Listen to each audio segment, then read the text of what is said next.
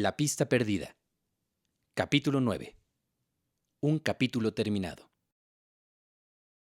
El capitán Fortescue se levantó temprano a la mañana siguiente y partió a tiempo para tomar el tren de la mañana. De camino a Keswick, se cruzó con Louis Werner en Bourdelle y detuvo el carruaje para hablar con él. Louis le dijo que había intentado atravesar el valle el día anterior, pero que el camino había resultado intransitable. Dijo que se dirigía a Fernbank para llevar a la señora Douglas el Standard. El viaje fue frío y el capitán no lamentó llegar a Sheffield. Había telegrafiado la hora de su llegada a Elkington y encontró un fuego brillante en la biblioteca. Acercó su silla y abrió la pila de cartas que habían llegado durante su ausencia.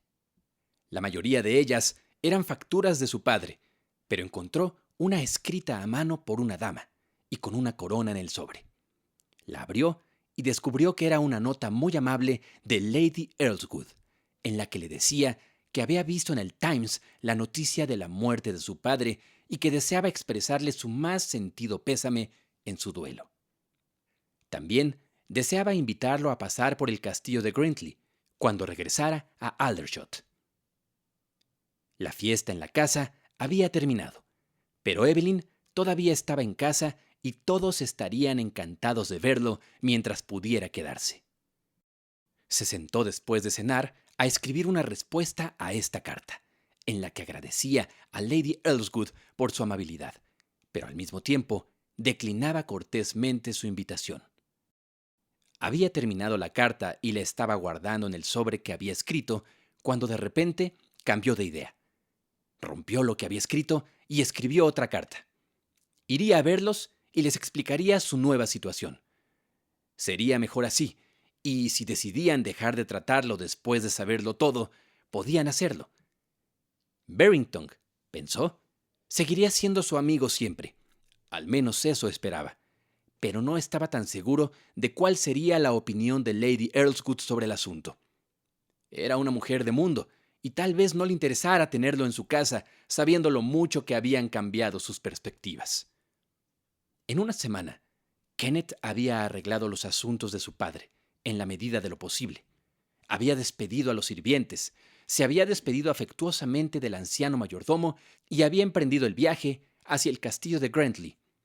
Cuando esa tarde subió al carruaje que lo esperaba en la estación, sintió como si estuviera empezando a leer la última página del primer volumen de su vida.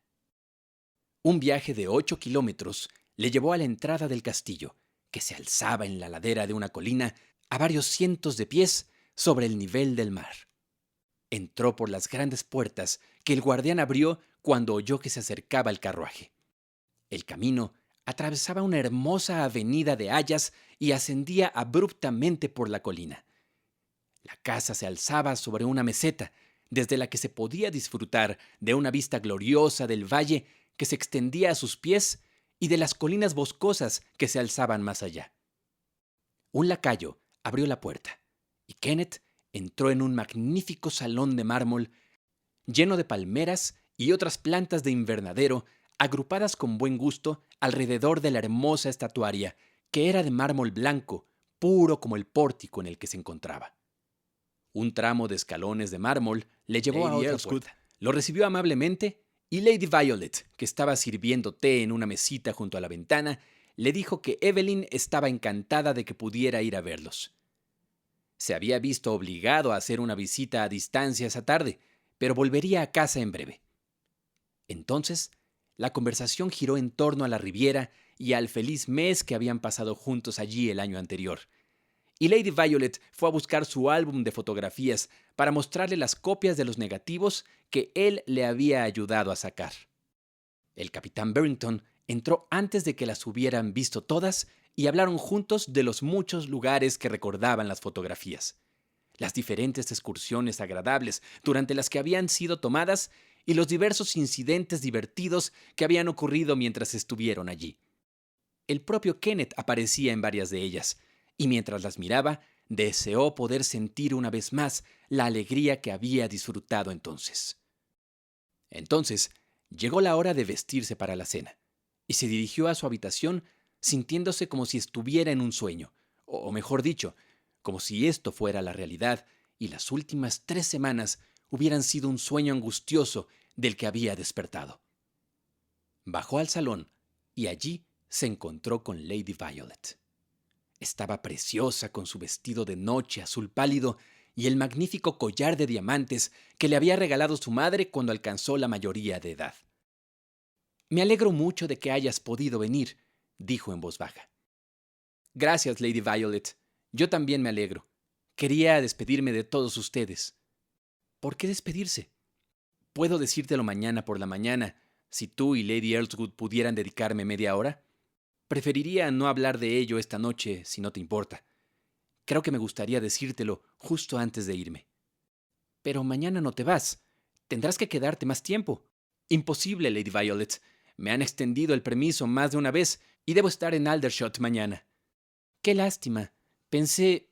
Pero lo que Lady Violet pensaba nunca se lo dijo, porque en ese momento su hermano y su hermana entraron juntos en la habitación y Lady Earlswood no tardó en seguirlos.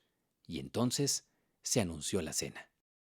La mesa del comedor estaba cubierta con las más raras flores de invernadero y helechos, entre los cuales ardían numerosas lámparas eléctricas diminutas, cuyo brillo se reflejaba en la plata y el cristal relucientes. Mientras Kenneth Fortescue conversaba con el capitán Barrington después de que las damas entraran en el salón, no pudo evitar preguntarse si alguna vez volvería a sentarse en una mesa como aquella. La velada transcurrió agradablemente y demasiado rápido. Lady Earlswood tenía el don de hacer que todos los que acudían a su casa se sintieran como en casa y completamente a gusto, y expresó su gran pesar cuando el capitán Fortescue anunció que debería regresar a Aldershot al día siguiente. Ella pareció algo sorprendida cuando él le preguntó si podía hablar con ella sobre un asunto personal antes de empezar, y miró a Lady Violet como si se preguntara si la entrevista que él había solicitado tenía algo que ver con ella. Si era así, estaba dispuesta a escuchar favorablemente lo que él tenía que decir, porque el capitán Fortescue era aparentemente el hombre más rico que ella conocía, y ciertamente el de apariencia más aristocrática. No tenía título, lo cual era, por supuesto, un serio inconveniente, y ella tendría que hacer una investigación exhaustiva sobre su familia y sus perspectivas antes de dar su consentimiento. Pero si Violet lo apreciaba y si todo resultaba satisfactorio, ahora que había heredado el dinero de su padre, una oferta suya, en cualquier caso, sería considerada seriamente. Así, Lady Earlswood esperaba sin ninguna insatisfacción la cita que había concertado con Kenneth Fortescue de ir a su habitación después del desayuno del día siguiente. «¿Te gustaría verme a solas?», susurró mientras se levantaban de la mesa del desayuno y salían de la habitación. «No, Lady Earlswood, si no les importa, me gustaría que todos ustedes escucharan lo que tengo que decir». Lady Earlswood se sorprendió. Seguramente su conversación privada no podía ser lo que ella esperaba. Sin embargo, aceptó de inmediato su sugerencia y pronto la familia se reunió en su bonito tocador. Luego, se lo contó a todos. Les contó la historia de su vida. Habló con ternura de su anciano padre, haciendo hincapié en su amor abnegado al criarlo y educarlo, sin importarle los gastos, y de tal manera que él, ahora se avergonzaba de reconocerlo, incluso se sentía fuera de lugar en su propia casa y fuera de contacto con su propio padre. Dijo que muchas veces había deseado contarles esto, pero un sentimiento de lealtad hacia su padre lo había retenido de hacerlo. Luego pasó a la causa de la muerte de su padre. Les contó el telegrama y la terrible noticia que contenía, y luego habló de las consecuencias que esa noticia tenía para sí mismo. Dijo que estaba a punto de renunciar a su puesto, ya que no podía vivir con su salario de capitán, que ahora debía centrar su atención en algo que fuera suficiente para proveerle de una manera tranquila y sencilla, y que también le permitiera, mediante la mayor economía, saldar una obligación contraída por su padre algunos años atrás, y por lo cual, como su hijo, se sentía moralmente responsable. No lo interrumpieron mientras contaba la historia, sino que lo escucharon con atención. Lady Violet, con el rostro enrojecido, se apartó un poco de él mientras él hablaba, y en cuanto terminó, se levantó y salió de la habitación. Lady Earlswood le agradeció que le hablara con tanta franqueza. Por supuesto, era lo único correcto, pues, en su posición social, tenían obligaciones con la sociedad y, como su marido, el difunto conde, había muerto, esas obligaciones recaían naturalmente sobre ella. Lamentaba mucho que se hubieran producido circunstancias sobre las que él, por supuesto, no tenía ningún control, que pusieran fin a lo que había sido una relación muy agradable. Deseaba que hubiera sido de otra manera, pero estaba segura de que él se daría cuenta de que no tenía elección en el asunto. Al mismo tiempo, solo podía repetir que lo sentía muchísimo y que deseaba mucho que hubiera sido de otra manera.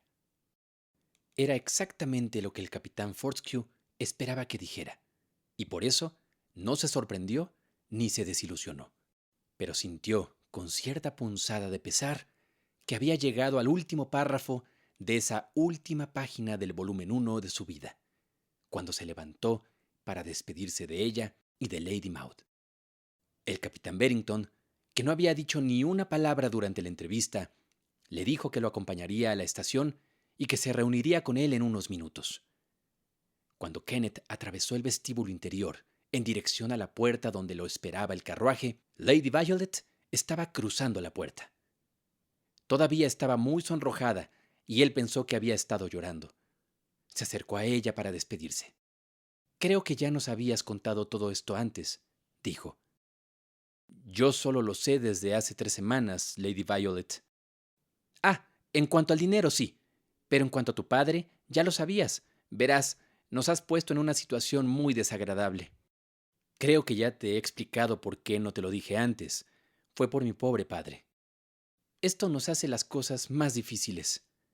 «No será más difícil de lo que pueda evitar, Lady Violet. No debe tener miedo de que abuse de nuestra antigua relación. Conozco mi nueva situación y espero no olvidarla nunca. Adiós». «Adiós, capitán Fortescue». Ella ni siquiera le estrechó la mano mientras lo decía, sino que corrió rápidamente escaleras arriba y Kenneth atravesó el salón de mármol hasta el carruaje que esperaba en la puerta. El capitán Berrington se mostró muy amable durante el trayecto, pero no hizo alusión a la conversación que había tenido lugar en el tocador de su madre hasta que estuvo de pie en la puerta del vagón justo antes de que partiera el tren. Entonces, tomó la mano de Kenneth y dijo: «Tú y yo podemos seguir siendo amigos, Fortescue. Por supuesto, mi madre tiene que ser muy especial por el bien de las niñas y mi hermano, el conde, creo que nunca lo has conocido, es aún más especial. Supongo que está obligado a hacerlo, pero yo soy solo el hijo menor, así que puedo hacer lo que quiera. Adiós». El tren se puso en marcha antes de que Kenneth pudiera responder, y cuando dejó atrás la estación, sintió que, a pesar de las amistosas palabras del capitán Berrington, había leído la última línea de la última página del volumen 1 de la historia de su vida, y había llegado al final. Pero mientras el capitán continuaba su viaje hacia Aldershot y recordaba las palabras de Lady Violet, «Esto nos hace las cosas más difíciles», no pudo evitar contrastarlas con otras palabras dichas por otra voz solo 10 días antes. «Por favor, no pienses en nosotras, ya es bastante difícil para ti». Y al pensar en la diferencia entre las dos observaciones, se lamentó menos de lo que se hubiera lamentado por el final que había leído al pie de aquella última página.